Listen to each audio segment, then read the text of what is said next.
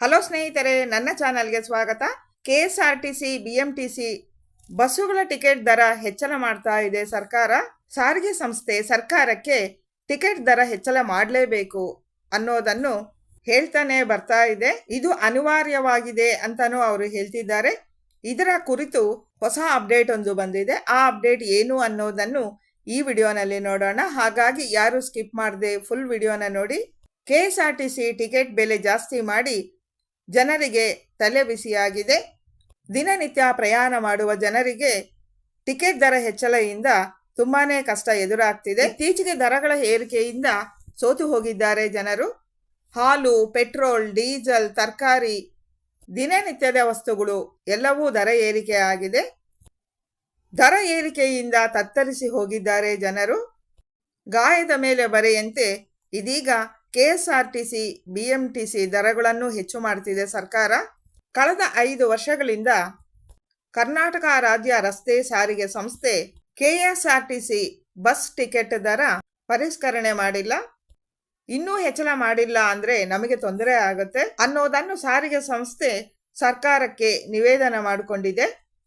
ಇನ್ನು KSRTC ಸಿಬ್ಬಂದಿಗೆ ಸಂಬಳ ಕೊಡುವಂತಾದಾಗಿರ್ಬೋದು ಅಥವಾ ಇತರ ಸೌಕರ್ಯಗಳು ಒದಗಿಸಬೇಕು ಅಂದರೆ ನಾವು ಖಂಡಿತ ದರವನ್ನು ಹೆಚ್ಚಳ ಮಾಡಲೇಬೇಕು ಅಂತ ಸಾರಿಗೆ ಸಂಸ್ಥೆ ಹೇಳ್ತಾ ಇದೆ. ಆ್ಯಕ್ಚುಲಿ ಹೇಳಬೇಕಂದ್ರೆ 2020ರಲ್ಲೇನೆ ಸರ್ಕಾರಿ ನೌಕರರ ವೇತನ ಹೆಚ್ಚಳ ಮಾಡಬೇಕಾಗಿತ್ತು.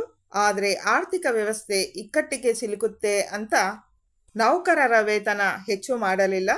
ಆದರೆ ಇದೀಗ 2024ನಲ್ಲಿ ವೇತನ ಪರಿಷ್ಕರಣೆ ಮಾಡಬೇಕಾಗಿದೆ. ಈ ವಿಷಯವನ್ನು ಕುರಿತು ಸಾರಿಗೆ ಸಂಸ್ಥೆ ಸರ್ಕಾರದ ಜೊತೆ ಚರ್ಚೆಯನ್ನು ಮಾಡ್ತಾ ಇದೆ.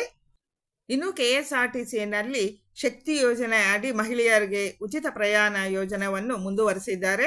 ಆದರೆ ಹೆಚ್ಚಿನ ಲಗೇಜ್ ಇದ್ದರೆ ಅದಕ್ಕೆ ತಕ್ಕಂಗೆ ಹಣನ ಪಡಿತಾ ಇದ್ದಾರೆ. ಶಕ್ತಿ ಯೋಜನೆಯಲ್ಲಿ ಮಹಿಳೆಯರು ಕಡ್ಡಾಯವಾಗಿ ಟಿಕೆಟ್ ಕೇಳಿ ಪಡೆಯಬೇಕು. ಹೇಗೂ ಫ್ರೀ ಅಲ್ವಾ, ಟಿಕೆಟ್ ಆಮೇಲೆ ತಗೊಳ್ಳೋಣ ಅಂತ ಮಹಿಳೆಯರು ಏನಾದರೂ ಅಂದುಕೊಂಡರೆ ಆಗ ಅಂತಹ ಮಹಿಳೆಯರು ಟಿಕೆಟ್ ದರೆಯನ್ನು ಕಟ್ಟಬೇಕಾಗುತ್ತೆ. ನಿತ್ಯಾವಸರ ವಸ್ತುಗಳು ಮತ್ತು ಇತರ ದರಗಳು ಹೆಚ್ಚಳಗಳ ಮಧ್ಯೆ ಈಗ KSRTC BMTC ಬಸ್ ಟಿಕೆಟ್ ದರ ಹೆಚ್ಚಳ ಮಾಡಿಸಿರೋದು ಜನಗಳಿಗೆ ಸರ್ಕಾರದ ಮೇಲೆ ತುಂಬಾನೇ ಸಿಟ್ಟು ಬಂದಿದೆ. ಜನರ ಆಕ್ರೋಶಕ್ಕೆ ಗುರಿ ಆಗ್ತಿದೆಯಾ ನಮ್ಮ ಸರ್ಕಾರ?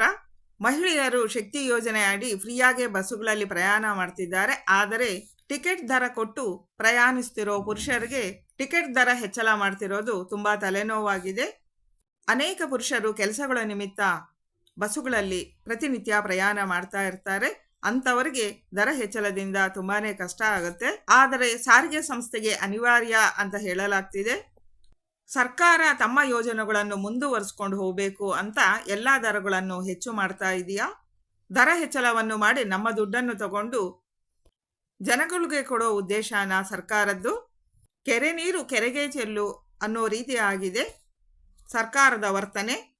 ಈ ರೀತಿ ದರಗಳನ್ನು ಸರ್ಕಾರ ಹೆಚ್ಚು ಮಾಡ್ತಿರೋದು ನಿಮಗೇನನ್ಸುತ್ತೆ ಅನ್ನೋ ನಿಮ್ಮ ಅಭಿಪ್ರಾಯಗಳನ್ನು ದಯವಿಟ್ಟು ಕಮೆಂಟಲ್ಲಿ ತಿಳಿಸಿ. ಮುಂದಿನ ಅಪ್ಡೇಟ್ಸ್ಗಾಗಿ ನನ್ನ ಚಾನಲ್ನ ಕೂಡಲೇ ಸಬ್ಸ್ಕ್ರೈಬ್ ಮಾಡಿಕೊಂಡು ಈ ವಿಡಿಯೋ ಇಷ್ಟ ಆದರೆ ಲೈಕ್ ಕೊಡೋದು ಮರಿಬೇಡಿ ಸ್ನೇಹಿತರೆ. ನಿಮ್ಮೆಲ್ಲರಿಗೂ ನನ್ನ ಹೃದಯಪೂರ್ವಕ ಧನ್ಯವಾದಗಳು.